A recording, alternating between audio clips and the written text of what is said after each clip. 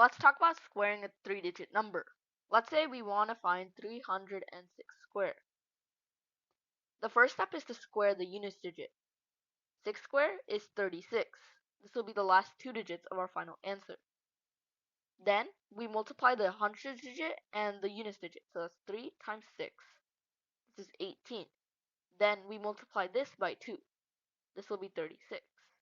This will be the next 2 digits of our final answer. Lastly, we have to square the hundreds digit. 3 square is 9. This will be the final digit of our final answer.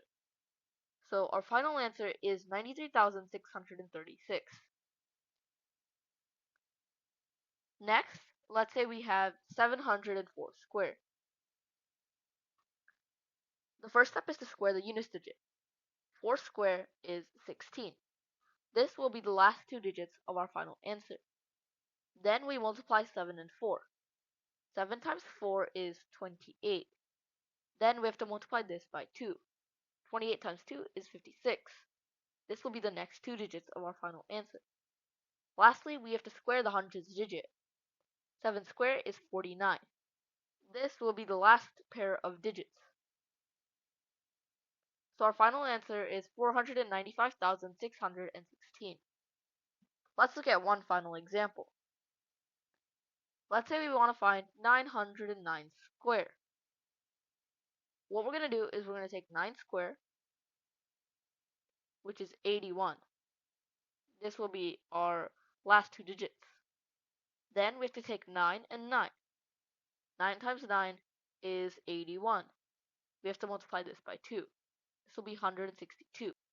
This is 3 digits, and since we only want 2 digits, we're going to take only the 62. So we're going to write that as our next 2 digits. Lastly, we have to square the hundreds digit. 9 squared is 81. But we can't forget about the 1. We're going to add 1 to the 81, making it 82. And this will be the last pair of digits. So our final answer is 826,281. Now, squaring 3-digit numbers can be a little bit tricky, so this requires a lot of practice. I've linked a practice worksheet and its answers in the comment section, so make sure to check those out.